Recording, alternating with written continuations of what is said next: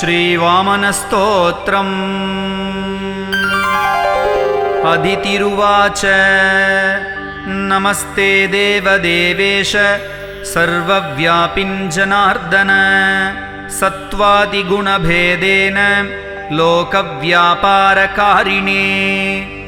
नमस्ते बहुरूपाय अरूपाय नमो नमः सर्वैकाद्भुतरूपाय निर्गुणाय गुणात्मने नमस्ते लोकनाथाय परमज्ञानरूपिणे सद्भक्तजनवात्सल्य शालिने मङ्गलात्मने यस्यावताररूपाणि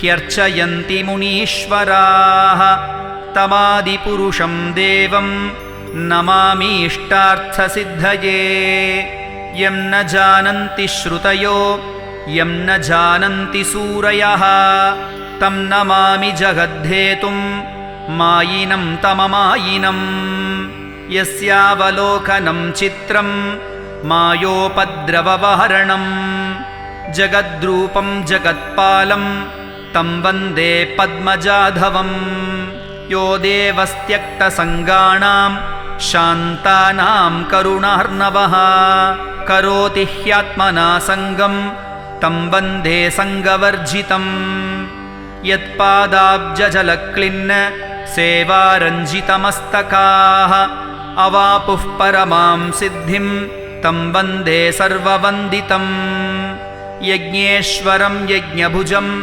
यज्ञकर्मसु निष्ठितं नमामि यज्ञफलदं यज्ञकर्मप्रबोधकम् अजामिलोऽपि पापात्मा यन्नामोच्चारणादनु प्राप्तवान् परमं धाम तं वन्दे लोकसाक्षिणम् ब्रह्माद्या अपि ये देवा यन्मायापाशयन्त्रिताः न जानन्ति परं भावं तं वन्दे सर्वनायकम् हृत्पद्मनिलयो ज्ञानां दूरस्थ इव भाति यः प्रमाणातीतसद्भावं तं वन्दे ज्ञानसाक्षिणम् यन्मुखाद् ब्राह्मणो जातो बाहुभ्यां क्षत्रियो जनी तथैव ऊरुतो वैश्यः पद्भ्यां शूद्रो अजायत मनसश्चन्द्रमा जातो जातः सूर्यश्च चक्षुषः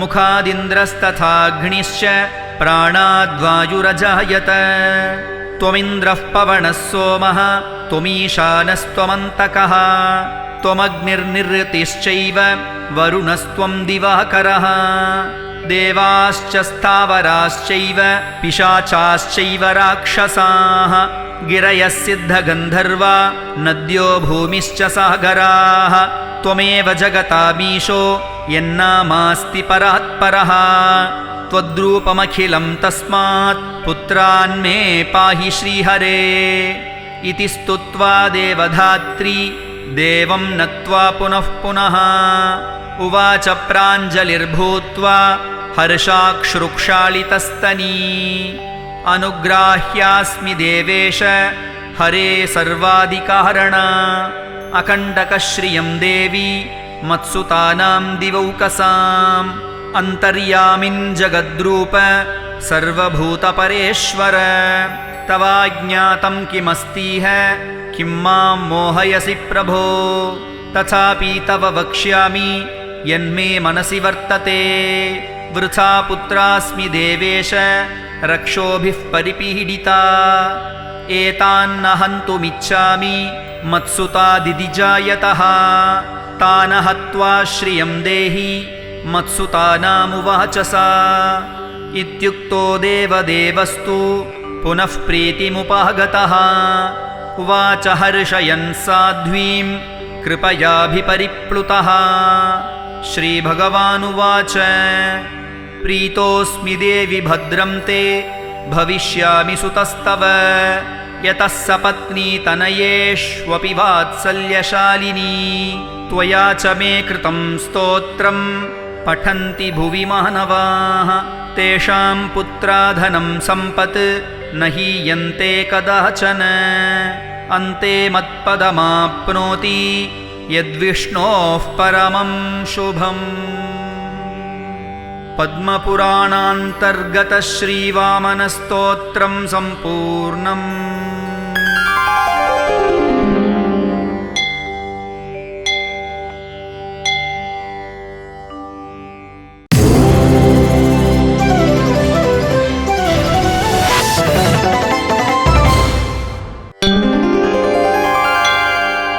श्रीवामनस्तुतिः।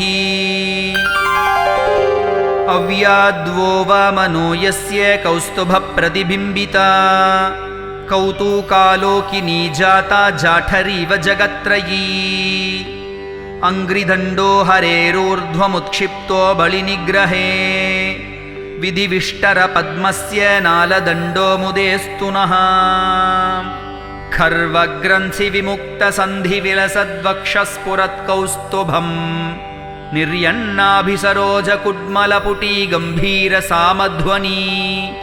पात्रावाप्तिसमुत्सुकेन बलिना सानन्दमालोकितम् पायाद्वः क्रमवर्धमानमहिमाश्चर्यं मुरारेर्वपुः। हस्ते शस्त्रकिनाङ्गितोरुणविभाकिर्मीरितोरस्थलो नाभिप्रेङ्खदलिर्विलोचनयुगप्रोद्भूतशीतातपः। बाहूर्मिश्रितवह्निरेष तदिति व्याक्षिप्य वाक्यं कवेः तारैरध्ययनैर्हरन् बलिमनः पायाज्जगद्वामनः। स्वस्ति स्वागतमर्त्यहं वद विभो किं दीयतां मेदिनी। कामात्रा मम विक्रमत्रयपदं दत्तं जलं दीयतां।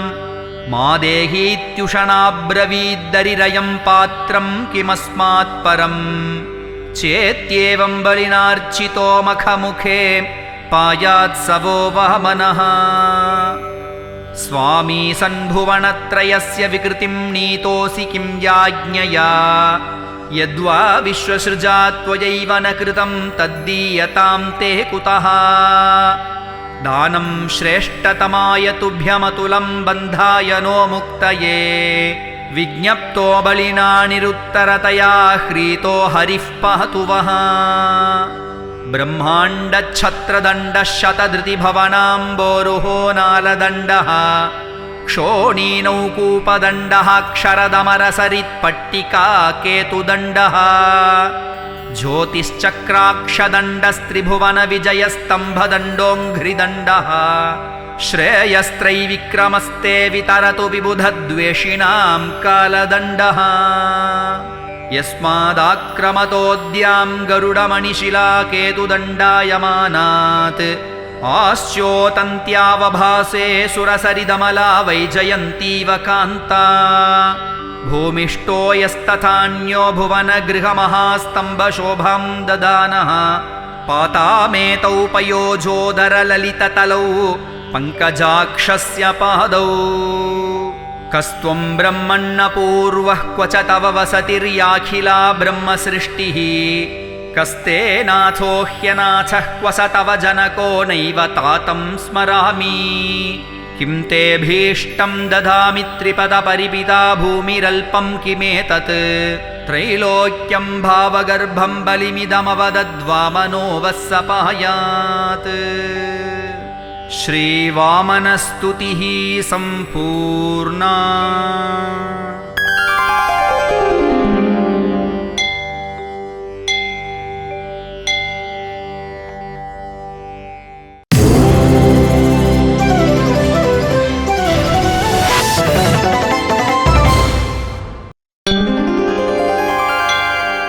श्रीमद्भागवतान्तर्गतवामनस्तोत्रम्।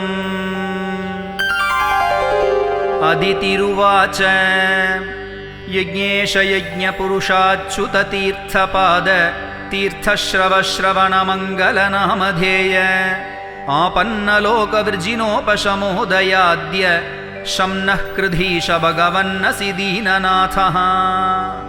विश्वाय विश्वभवनस्थितिसंयमाय स्वैरं गृहीतपुरुषक्तिगुणाय भूम्ने स्वस्थाय शश्वतुपबृंहितपूर्णबोध व्यापादितात्मतमसे हरये नमस्ते।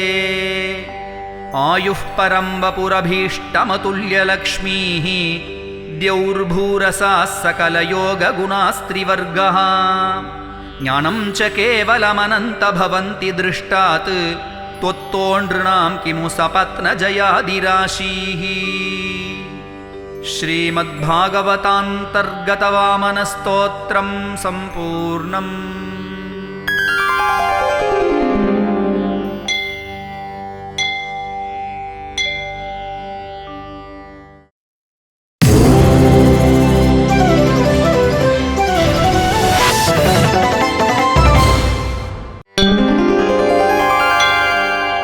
श्रीवामनस्तोत्रम्। अदितिरुवाच नमस्ते देवदेवेश सर्वव्यापिन् जनार्दन सत्त्वादिगुणभेदेन लोकव्यापारकारिणे नमस्ते बहुरूपाय अरूपाय नमो नमः सर्वैकाद्भुतरूपाय निर्गुणाय गुणात्मने नमस्ते लोकनाथाय परमज्ञानरूपिणे सद्भक्तजनवात्सल्य शालिने मङ्गलात्मने यस्यावताररूपाणि ह्यर्चयन्ति मुनीश्वराः तमादिपुरुषं देवं नमामीष्टार्थसिद्धये यं न जानन्ति श्रुतयो यं न जानन्ति सूरयः तं नमामि जगद्धेतुं मायिनं तममायिनं यस्यावलोकनं चित्रं मायोपद्रववारणं जगद्रूपं जगत्पालं तं वन्दे पद्मजाधवं यो देवस्त्यक्तसङ्गाणां शान्तानां करुणार्णवः करोति ह्यात्मना सङ्गं तं वन्दे सङ्गवर्जितं यत्पादाब्जजलक्लिन्न सेवारञ्जितमस्तकाः अवापुः परमां सिद्धिं तं वन्दे सर्ववन्दितं यज्ञेश्वरं यज्ञभुजं यज्ञकर्मसु निष्ठितं नमामि यज्ञफलदं यज्ञकर्मप्रबोधकम् अजामिलोऽपि पापात्मा यन्नामोच्चारणादनु प्राप्तवान् परमं धाम तं वन्दे लोकसाक्षिणम् ब्रह्माद्या अपि ये देवा यन्मायापाशयन्त्रिताः न जानन्ति परं भावं तं वन्दे सर्वनायकम् हृत्पद्मनिलयो ज्ञानां दूरस्थ इव भाति यः प्रमाणातीतसद्भावं तं वन्दे ज्ञानसाक्षिणम् यन्मुखाद् ब्राह्मणो जातो बाहुभ्यां क्षत्रियो जनी तथैव ऊरुतो वैश्यः पद्भ्यां शूद्रो अजायत मनसश्चन्द्रमा जातो जातः सूर्यश्च चक्षुषः मुखादिन्द्रस्तथाग्निश्च प्राणाद्वायुरजायत त्वमिन्द्रः पवनः सोमः त्वमीशानस्त्वमन्तकः त्वमग्निर्निरृतिश्चैव वरुणस्त्वं दिवाकरः देवाश्च स्थावराश्चैव पिशाचाश्चैव राक्षसाः गिरयः सिद्धगन्धर्वा नद्यो भूमिश्च सागराः त्वमेव जगतामीशो यन्नामास्ति परात्परः त्वद्रूपमखिलं तस्मात् पुत्रान्मे पाहि श्रीहरे इति स्तुत्वा देवधात्री देवं नत्वा पुनः पुनः उवाच प्राञ्जलिर्भूत्वा हर्षाक्षुरुक्षालितस्तनी अनुग्राह्यास्मि देवेश हरे सर्वादिकारण अकण्टकश्रियं देवी मत्सुतानां दिवौकसाम्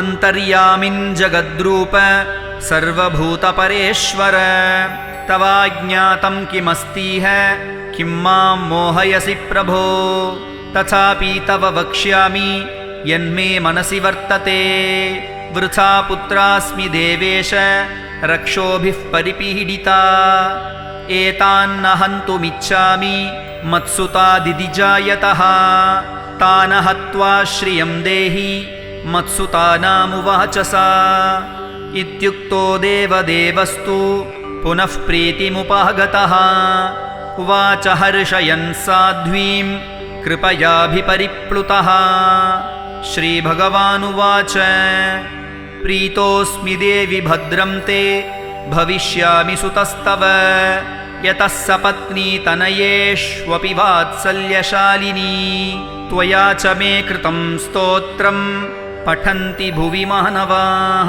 तेषां पुत्राधनं सम्पत् न हीयन्ते कदाचन अन्ते मत्पदमाप्नोति यद्विष्णोः परमं शुभम्।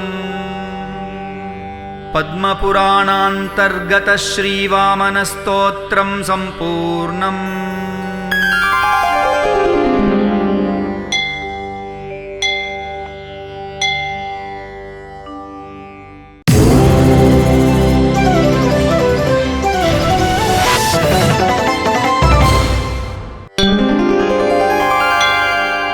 श्रीवामनस्तुतिः। अव्याद्वो वामनो यस्य कौस्तुभप्रतिबिम्बिता कौतूकालोकिनी जाता जाठरीव जगत्त्रयी अङ्घ्रिदण्डो हरेरोर्ध्वमुत्क्षिप्तो बलिनिग्रहे विधिविष्टरपद्मस्य नालदण्डो मुदेस्तु नः खर्वग्रन्थिविमुक्तसन्धिविलसद्वक्षस्फुरत्कौस्तुभम् निर्यन्नाभिसरोजकुड्मलपुटी गम्भीरसामध्वनी पात्रावाप्तिसमुत्सुकेन बलिना सानन्दमालोकितम् पायाद्वः क्रमवर्धमानमहिमाश्चर्यं मुरारेर्वपुः हस्ते शस्त्रकिनाङ्गितोरुणविभाकिर्मीरितोरस्थलो नाभिप्रेङ्खदलिर्विलोचनयुगप्रोद्भूतशीतातपः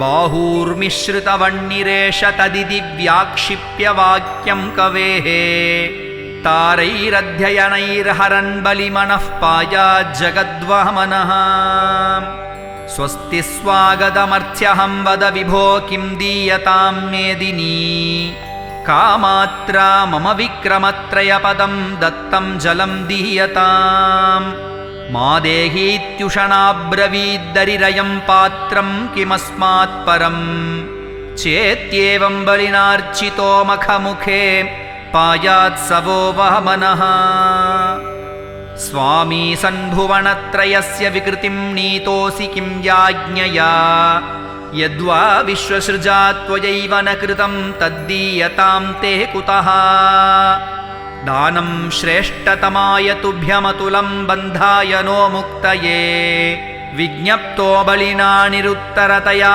ह्रीतो हरिः पातु वः ब्रह्माण्डच्छत्रदण्डः शतधृतिभवनाम्बोरुहो नालदण्डः क्षोणीनौकूपदण्डः क्षरदमरसरित्पट्टिका केतुदण्डः ज्योतिश्चक्राक्षदण्डस्त्रिभुवनविजयस्तम्भदण्डोऽङ्घ्रिदण्डः श्रेयस्त्रैविक्रमस्ते वितरतु विबुधद्वेषिणां कालदण्डः यस्मादाक्रमतोऽद्यां गरुडमणिशिला केतुदण्डायमानात् आस्योतन्त्यावभासे सुरसरिदमला वैजयन्तीव कान्ता भूमिष्ठो यस्तथान्यो भुवनगृहमहास्तम्भशोभां ददानः पातामेतौ पयोजोदरललिततलौ पङ्कजाक्षस्य पादौ कस्त्वं ब्रह्मण्णपूर्वः क्व च तव वसतिर्याखिला ब्रह्मसृष्टिः कस्ते नाथो ह्यनाथः क्व स तव जनको नैव तातं स्मरामि किं तेऽभीष्टं ददामि त्रिपदपरिपिता भूमिरल्पं किमेतत् त्रैलोक्यं भावगर्भं बलिमिदमवदद्वामनो वः सपायात्। श्रीवामनस्तुतिः सम्पूर्णा।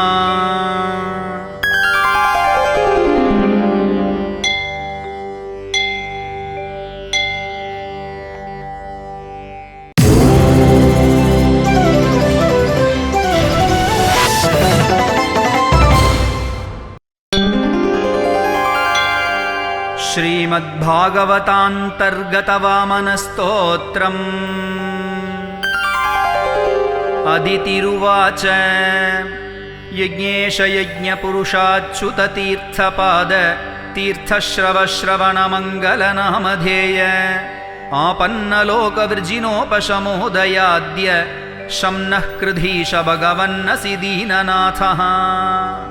विश्वाय विश्वभवनस्थितिसंयमाय स्वैरं गृहीतपुरुषक्तिगुणाय भूम्ने स्वस्थाय शश्वतुपबृंहितपूर्णबोध व्यापादितात्मतमसे हरये नमस्ते। आयुः परं वपुरभीष्टमतुल्यलक्ष्मीः द्यौर्भूरसाः सकलयोगगुणास्त्रिवर्गः। ज्ञानं च केवलमनन्तभवन्ति दृष्टात् त्वत्तोनृणां किमु सपत्नजयादिराशीः। श्रीमद्भागवतान्तर्गतवामनस्तोत्रं सम्पूर्णम्।